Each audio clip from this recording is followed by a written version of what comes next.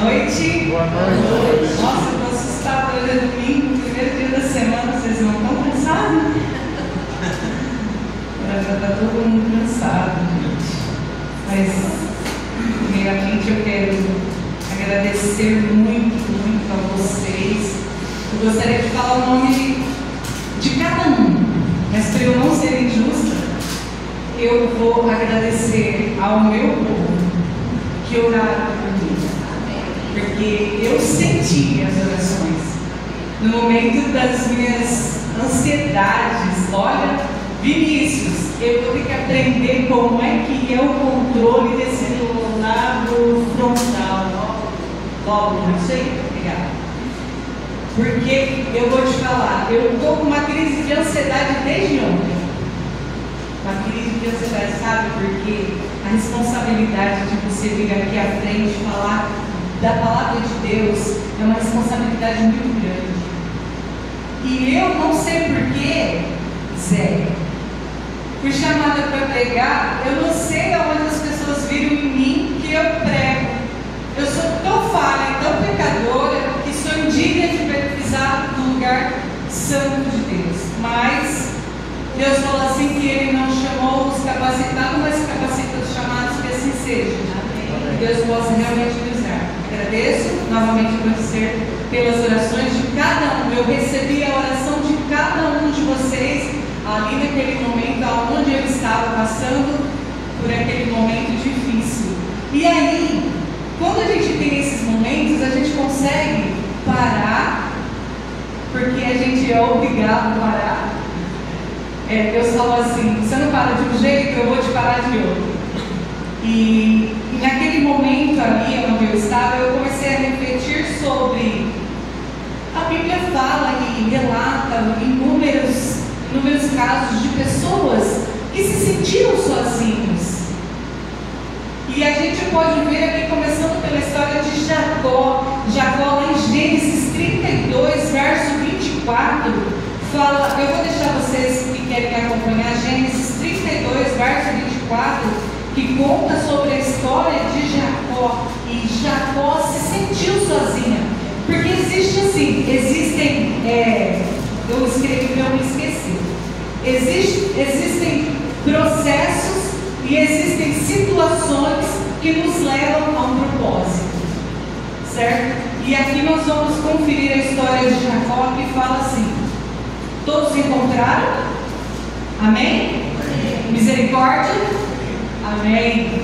Então, em Gênesis 32, verso 24, fala assim, eu não vou ler todo o trecho, eu vou ler até onde eu quero parar, assim, para que vocês entendam. Fala assim: Jacó ficou sozinho. Aonde Jacó ficou sozinho, Daniel? Eu lembro de Daniel todas as vezes que fala sobre o vale de Jacó. Jacó ficou sozinho porque aquela luta era de Jacó, e ele ficou sozinho por causa que existia um processo para que ele chegasse a um propósito. Muitas vezes a gente tem que ficar sozinho também.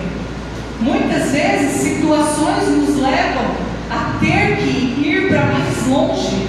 E aqui vem a história também de Elias.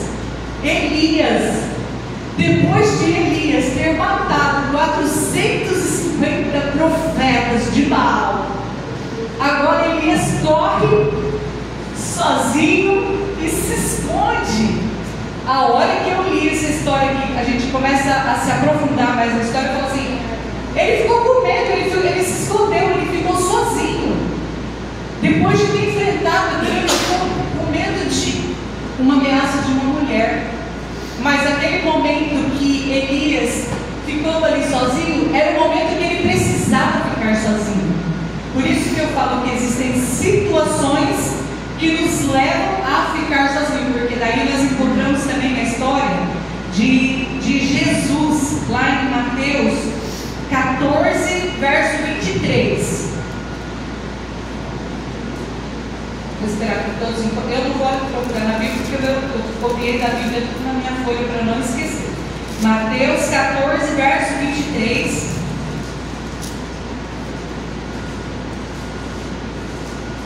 Todos encontraram? Amém? Que fala assim: e tendo Jesus despedido as multidões, ele subiu ao monte a fim de orar sozinho. Então não pense que você, porque eu ali dentro do hospital, quando eu estava ali dentro do hospital, quando eu fui fazer a cirurgia, que eu e a Michelle combinamos de fazer a cirurgia no mesmo dia, só que a dela foi diferente um pouquinho, ela foi menos agressiva, né, Michelle?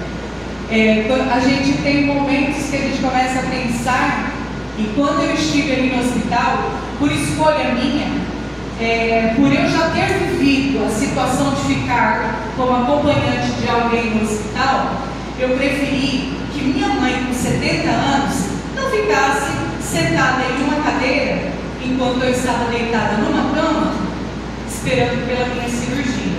E naqueles momentos a gente começa a pensar: Senhor, eu estou sozinha.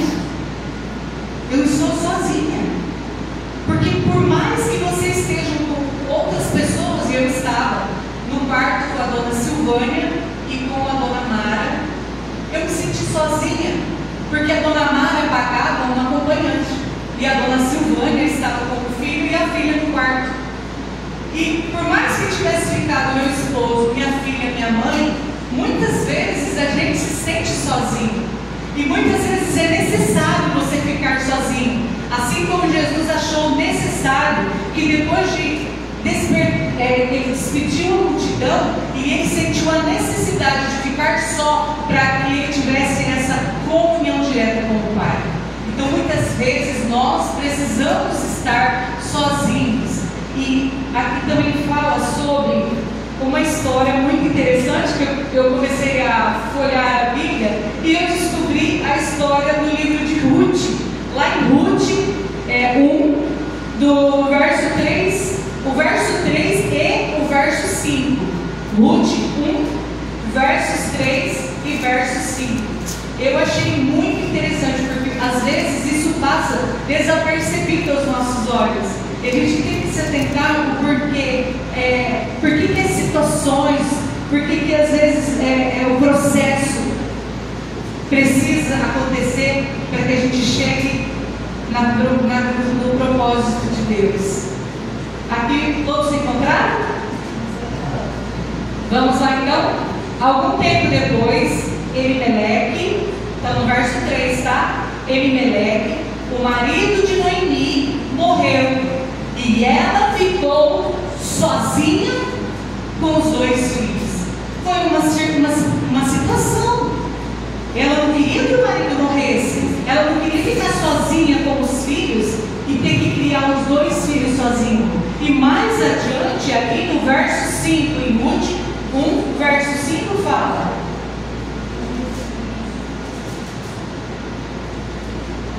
quer ler, Daniel? Leia para mim, por favor. Morreram também ambos, Malom e Guion, ficando assim a mulher desamparada, seus 2 filhos e seu marido. Ela acabou perdendo o marido, uma situação, ficou sozinha. Mais um tempo, ela acabou perdendo os filhos, que seriam as pessoas que resgatariam ela, né? Que cuidariam dela. Então isso foi uma situação. Então existem situações, circunstâncias que a gente precisa ficar sozinho, a gente escolhe ficar sozinho e as circunstâncias nos levam a ficar sozinhos. E aí eu começo a pensar, eu penso muito na Edith. A Edith é uma pessoa assim que eu tenho orado por ela. Eu tenho pedido para que Deus tenha misericórdia, porque eu não conseguiria, eu, Tânia, pecadora, não conseguiria me colocar no lugar da Edith e passar por este processo. Um processo de enfermidade, um processo de insegurança, porque ela não sabe o que vai acontecer.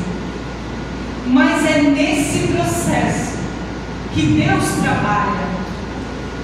É nessas situações que Deus quer que você ouça o que Ele está falando. Porque às vezes a gente está no meio de muito barulho, no meio de muita gente, ou às vezes a gente está no meio de muita gente mesmo assim, a gente se sente sozinho. quando a gente está nesses lugares, às vezes muitas vezes Deus quer falar conosco, e a gente não consegue ouvir a Deus se nós não estivermos sozinhos. Sabe por quê? Porque depois que eu voltei da cirurgia, eu não sabia que a anestesia deixava a gente naquela situação. É um lugar que deixa a gente, meu Pai. Eu voltei da anestesia muito louca. Eu estava chorando na sala de recuperação e eu gritava, colocava os braços para cima e eu não sabia onde eu estava. Eu estava simplesmente voltando para a anestesia, eu não sabia o que eu estava fazendo. É uma situação constrangedora, gente. Que a gente fica, é a pior vergonha. E depois que eu voltei da sala de cirurgia, minha cirurgia demorou 6 horas. E depois que eu voltei, que eu fui para o quarto, eu recebi visitas, eu falei com as minhas filhas, eu falei com a Priscila, não lembro. Meu marido falou que ela me fez chamada de vídeo, eu conversei, eu não lembro, porque eu ainda estava sob efeito de sedação. Mas olha aqui, foi depois que todo mundo saiu e que era olhar de visita e que eu fiquei ali sozinha, literalmente sozinha, porque a dona Silvânia estava na cirurgia e a dona Mara também, então eu estava literalmente sozinha no quarto. Eu comecei a pensar, meu Deus, eu estou dentro de um hospital, eu estou com um corte enorme na minha barriga, 22 pontos, tiraram um monte de coisa de dentro de mim, e eu estou aqui sozinha. E quando eu comecei a ter esse sentimento, essa angústia, esse sentimento de estar sozinha, eu senti assim, eu estava deitada e eu senti na minha cama, parece que alguém sentava nos pés da minha cama, no quarto do hospital. Para mim, isso foi maravilhoso, porque eu senti uma paz tão grande. E aí eu senti assim, igual Deus falando, filha, você não está sozinho, eu estou aqui. Sabe? Por mais que você se sinta sozinho, por mais que às vezes você tenha que ficar sozinho, você nunca está sozinho. Deus está junto de você. As lutas que você enfrenta, sabe? Eu penso muito na situação de Noemi, viúva, sem ter um filho para proteger, para cuidar dela. A situação dela era uma situação terrível. Se a gente for olhar, né, imagina uma pessoa se sentir ali sozinha, sem ter um lugar para alguém socorrer, alguém para alimentar.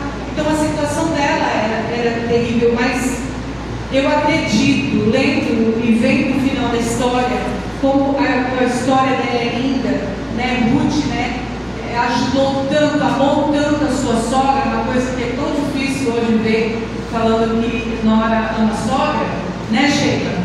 Mas a Sheila está aqui, é sogra da minha filha, e eu vejo que elas são muito amigas, eu fico muito feliz com isso. E a gente vê ali que Deus, Ele tem um propósito para cada situação, para cada circunstância. Não pense que você está lutando sozinho. Não pense que a sua vida é deixada ao léu. Não pense assim, ai Senhor, eu estou doente agora, o que eu vou fazer? Entrega na mão de Deus, Madalena. Eu falei para mim mesma, eu falei, Senhor, eu não posso, nós somos seres humanos falhos, impotentes, nós não podemos fazer nada. A única coisa que nós podemos fazer, Benedite, é interceder, orar e pedir para que Deus tenha misericórdia e para que ela sinta que ela não está sozinha nessa caminhada. É uma caminhada difícil, mas se a gente começar a pensar, a nossa caminhada está difícil aqui na Terra, nossa, se a gente começar a ver as notícias, atrocidades e horror um atrás do outro, eu não consigo mais ouvir notícias ruins que eu começo a ter síndrome de ansiedade. Vai me dando ansiedade. Ontem eu tive que sair de dentro da igreja porque eu estava tão apertada ali que estava linda a programação, gente maravilhosa. Parabéns para quem organizou, maravilhosa. Senti a presença do Espírito Santo. Que culto maravilhoso foi, principalmente a hora que tocaram os violinos. Eu senti o céu se abrindo e Jesus voltando. Então, nesses momentos que a gente sente-se sozinho, saiba e tenha certeza que, por pior que seja, amada, por pior que seja a nossa situação, vale a pena, porque nós nunca estamos sozinhos. Jesus está lutando as nossas lutas, Ele está enfrentando as nossas dificuldades. Ele fala: está difícil, filha, mas aguenta mais um pouquinho. Você não está sozinho, eu estou lutando com você.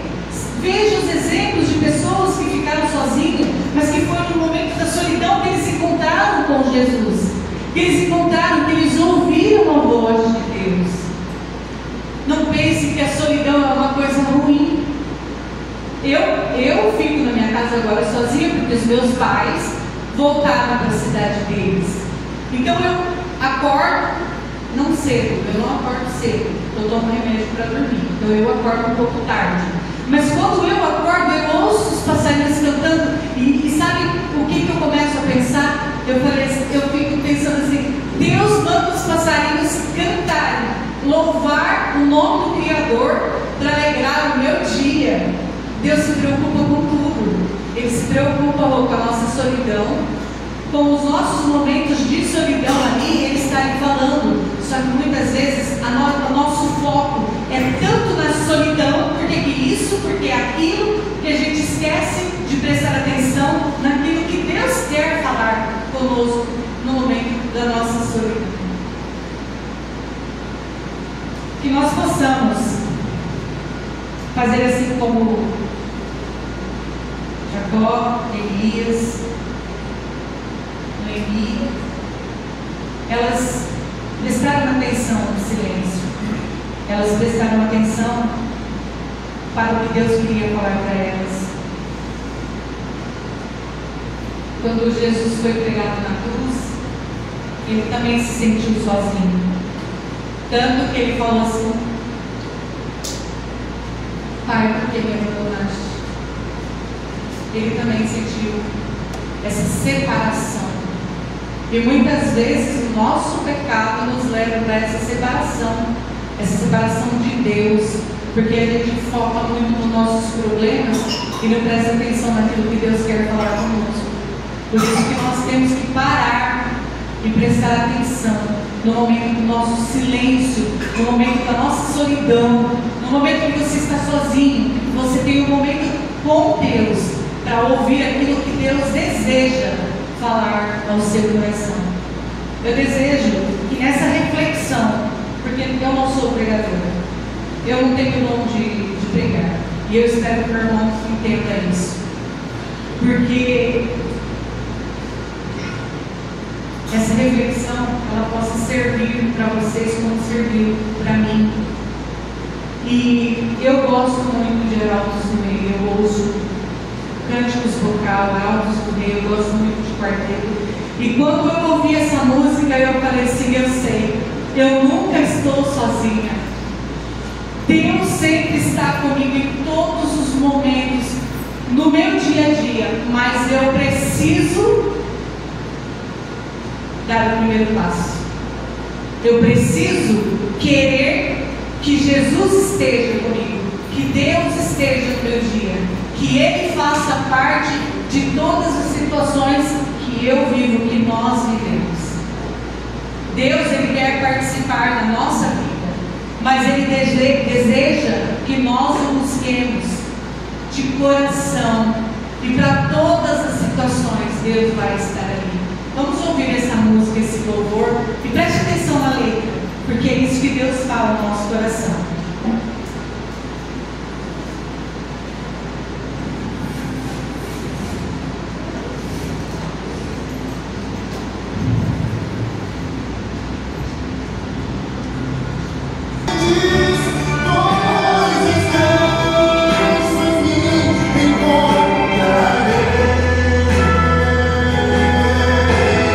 Veja o sacrifício que levou a terra.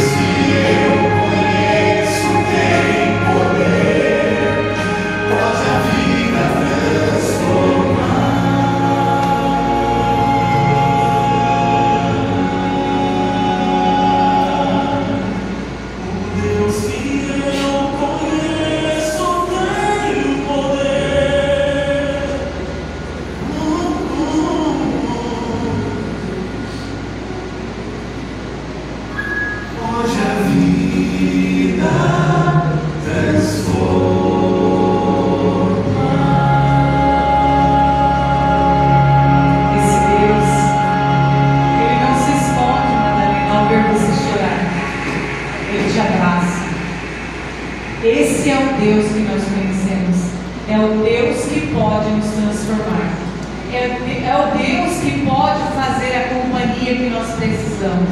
E lá em Salmos 27, verso 10, fala para a gente refletir nesse verso. Porque se o meu pai ou a minha mãe me abandonarem, o Senhor meu Deus nunca jamais me abandonará. Que nós possamos ter essa certeza que Deus está sempre ao nosso lado e jamais nos abandonará. Vamos orar. Santo Deus, amado Pai que estás nos céus, nós demos glórias ao Senhor, porque o Senhor é o nosso Deus, porque o Senhor foi morto numa cruz, para que hoje nós pudéssemos ter a esperança e a certeza da salvação em Cristo Jesus. Amém. Senhor, que nós possamos ter a certeza de que como teus filhos, e o Senhor como nosso Pai, nunca jamais nos abandonará.